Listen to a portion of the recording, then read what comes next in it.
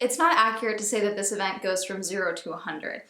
It's more accurate to say that it starts at about 74 and then caps out at about 421. That's it. That's my intro. Hi, I'm Amanda and you're watching Swell Entertainment. And yes, I do read the comments. I know the audio is not the best. I do think the main issue is my mic, so I got rid of that for this video. So I'm filming this with just the built-in mic on my camera. So it's still gonna sound like I'm filming from the bottom of a well, but it's not going to sound like I'm filming from inside of a toaster oven. Does that make sense? Currently working on the audio issue, but it's gonna take a minute. Last weekend, I went to UFO Con 2020, and honestly, I'm glad it was last weekend because it was in San Francisco. And today, San Francisco officials announced a fun little thing. I wouldn't call myself an alarmist, but I'm definitely paranoid, so I probably wouldn't have gotten on the plane. But yes, last weekend I went to UFO Con. It is a ufology conference that's in its 7th year, and it was held in South San Francisco at a Holiday Inn. I heard about UFO Con last year when I met Lorian, who runs the event, at Area 51 Base Camp, one of the Area 51 raid events, which only lasted one day before it was canceled, but you can look at my video to hear about that. I'm filming. I like going to events like this. I think it's interesting to go to events for subcultures that I'm not necessarily involved in and see people in environments that they're comfortable in. I knew I wanted to go to UFO Con when I heard about it back in September because I met a lot of interesting people at Area 51, Base Camp, and Alien Stock. But it really all did feel performative, but that makes sense because for the most part, the vibe at both events was kind of, let's see the weird people, and also let's see people who are ballsy enough to actually try and storm the base. UFO Con is essentially if you took all of the ufologists from Area 51 Base Camp, cut out the filler, and added in more experiencers and then shoved them all inside a Holiday Inn. At first I was tempted to say that this was the VidCon of ufology, but then I found out there was another event called Contact in the Desert, and that's like UFO Con times 20, so wouldn't have been an accurate comparison. And yes, I am actively trying to convince my dad and uncle to go with me to Contact in the Desert because they're jealous that I met George Nora at UFO Con, and he will be there. Hey, David and Dan, George Nora here. Sorry you're not here, but hello.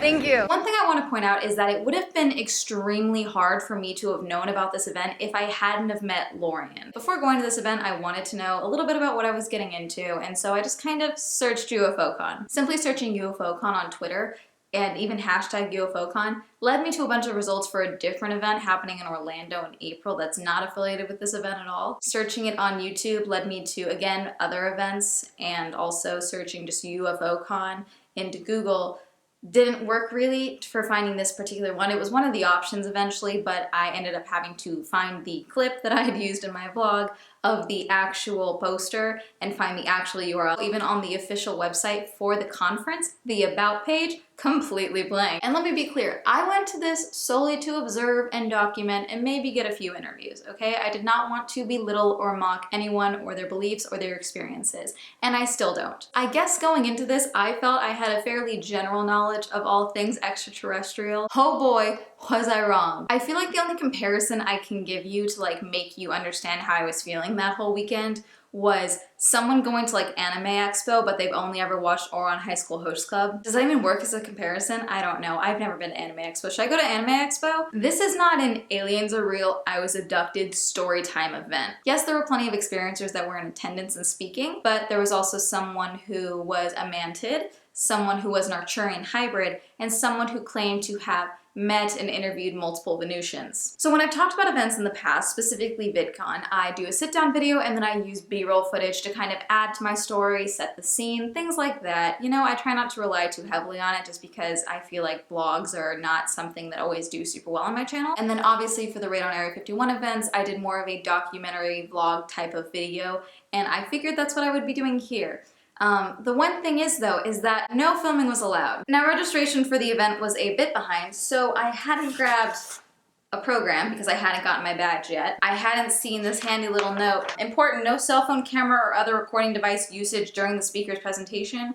If you are caught recording audio and or video, you will be escorted off the premises. Please do not steal and break the rules. I hadn't seen this, and so during the opening segment and then also the first speaker, Dave Scott, who was a journalist and radio show host, I started taking a couple little video clips. It wasn't until after Dave Scott's presentation that I joined the horde of people to go and get our badges that I picked up one of these while waiting in line, saw that, and then one of the people who was sitting in the audience and in charge of like doing the timer for like how much time is left for the person speaking to see hung out these signs that he clearly had just printed out. The no spreading viruses note, a good third of the people there were sick with something, so I was basically snorting emergency packets every time I got back to my room, which fine, I understand. The conference themselves had multiple cameras set up, they were filming everything. However, it was a little bit frustrating for me, especially when paired with Dave Scott, the first speaker's presentation, which was titled, "Are You Ready for the Experience?" I understand why they picked Dave Scott to kick off the conference. Incredible speaker, I will absolutely be giving his show a listen. Dave's presentation, for the most part, had a lot to do with the media. The gist of his presentation was, why does the media stop asking questions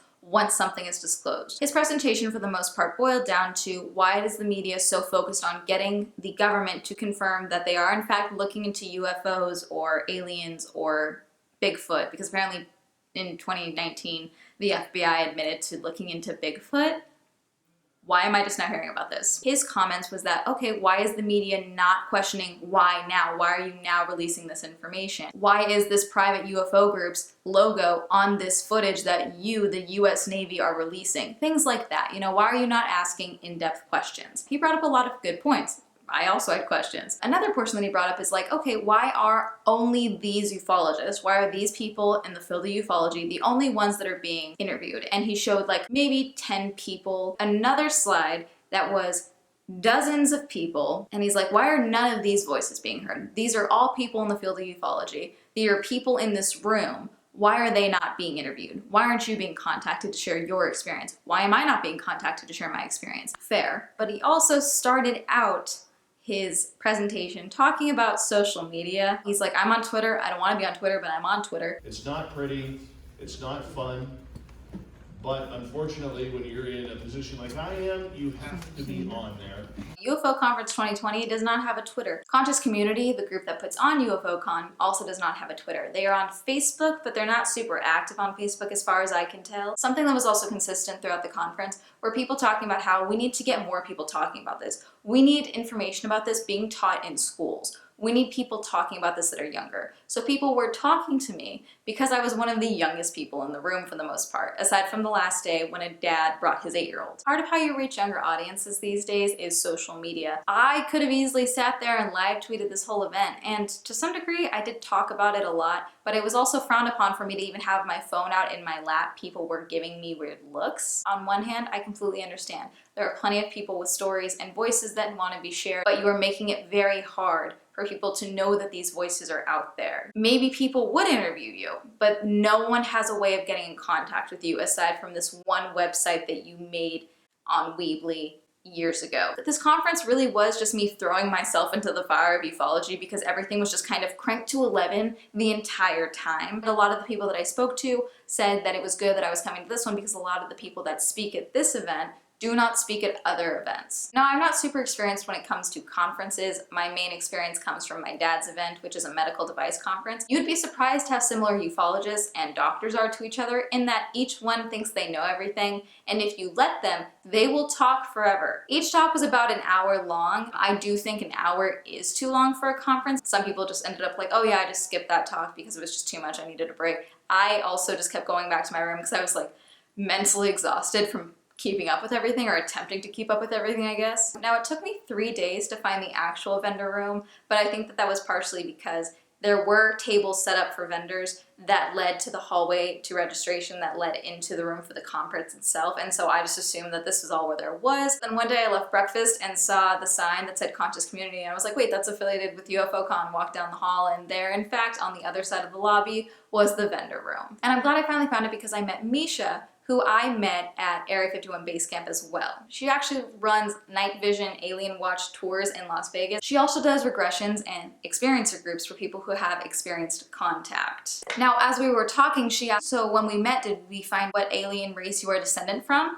No. So she grabs an amethyst pendulum and holds it over a laminate chart so you know it's legit. And she told me to, okay, do not think about the alien races you are descended from because it could be multiple. Just think of a planet that you come from. And I'm bad at meditating, period, so I just thought planet. So it was spinning and then it just stopped and started going like this over Sirian. So you're Sirian, you're from Sirius, the water planet. She then grabbed a book and flipped it open, and it was full of renditions that she had done through channeling of different species and types of aliens that are inhabiting the planet Sirius, including reptilians. She also said that's where the dolphins come from, and also mermaids. So I am officially a mermaid. So the entire time we were talking and trying to figure out what my alien genealogy was, there was another woman sitting at the table with Misha, and I'm completely blanking on her name and I feel really bad about that, but she was very nice and she hadn't said anything up until this point. She was just kind of smiling and nodding. But Misha asked if I was an experiencer, and I am not. To my knowledge, I am not an experiencer. I said, no, I don't think so. And so this woman then goes,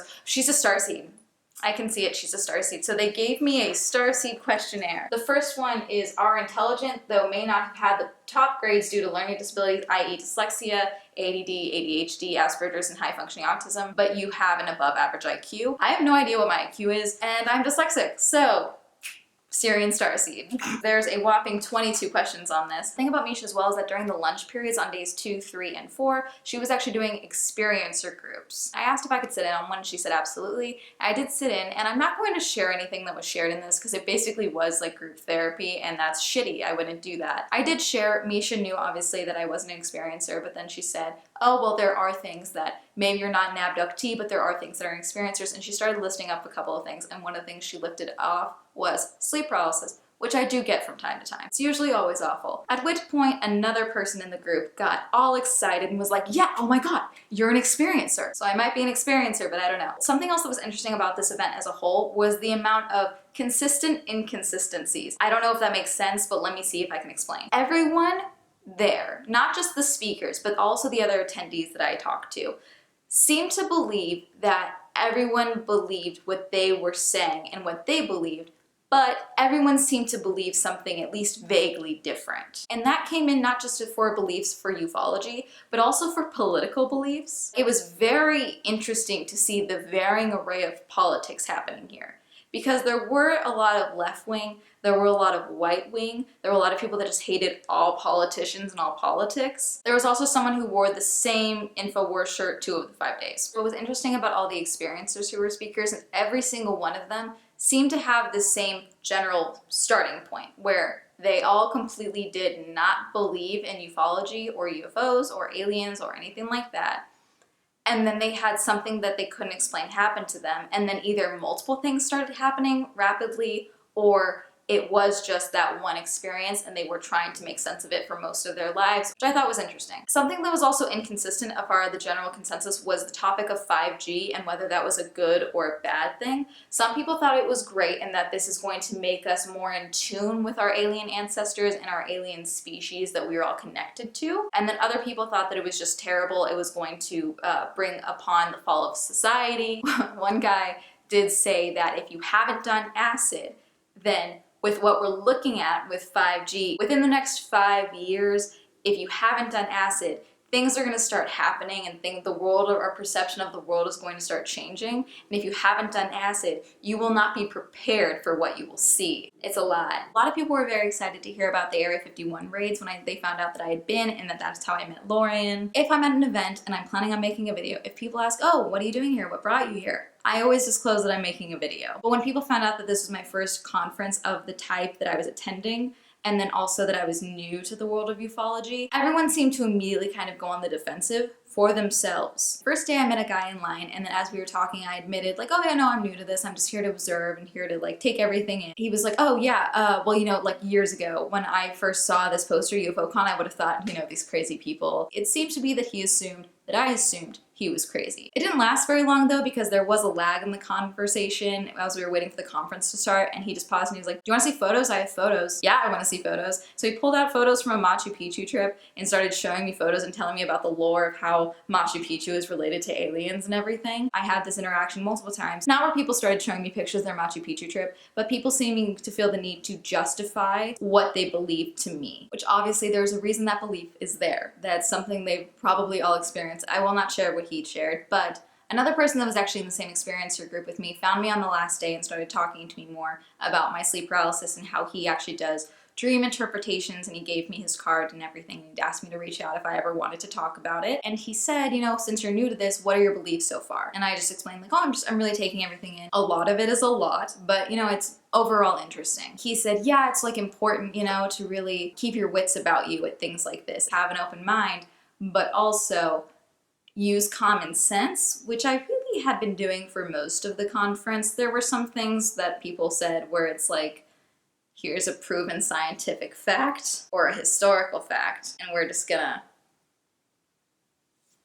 say it's aliens now. I'm just gonna sit here and not say anything because I'm not gonna be that person, and also I'm traveling alone. There were a couple of presentations that were, for lack of a better word, absurd. And I've had a major dream in which I was staying outside the Denver airport and I saw the Chinese crossing that border and coming in and trying to take over the U.S. So this is not idle information, it's very important.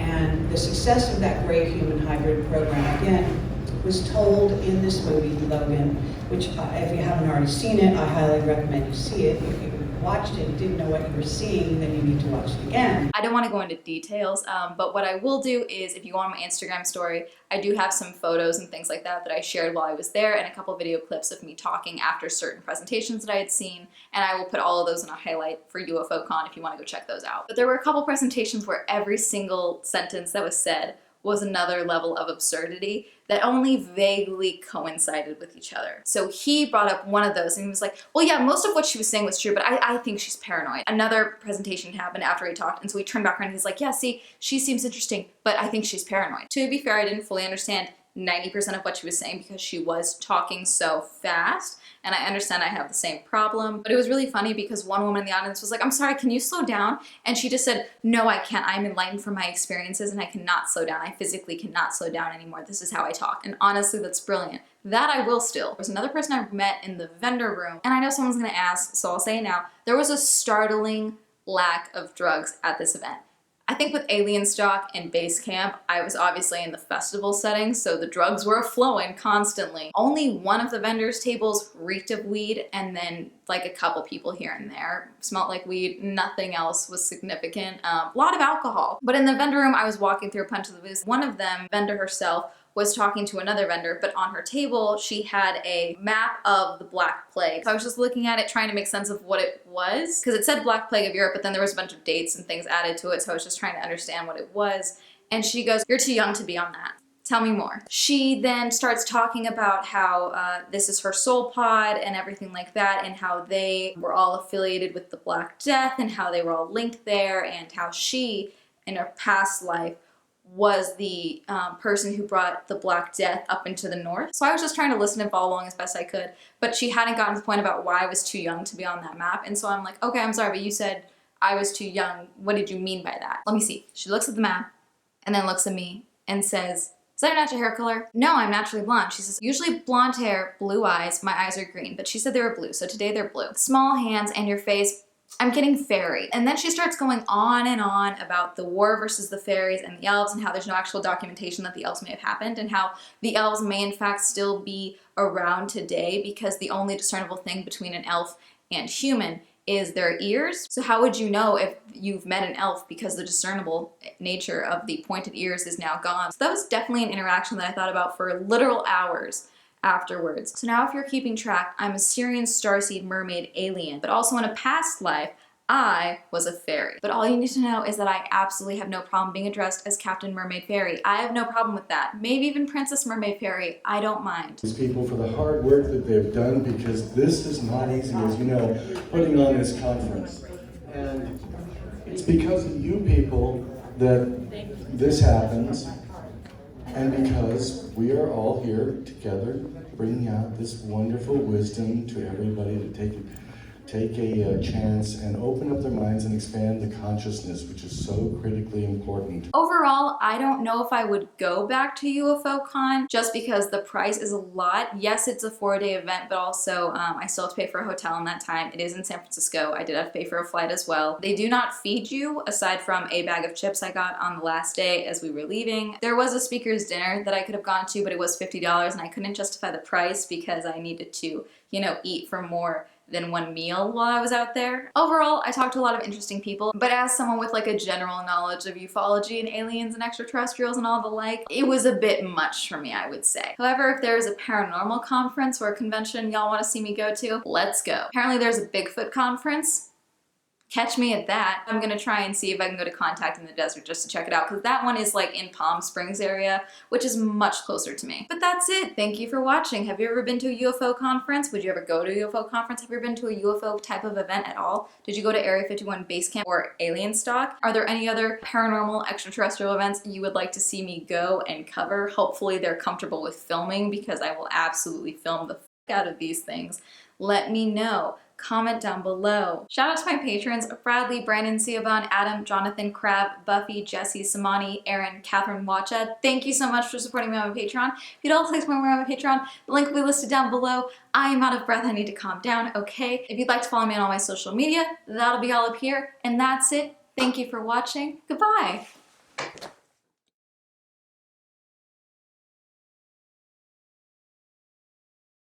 Now, I'm not saying you have to call me Captain Mermaid Fairy, but it's definitely preferred.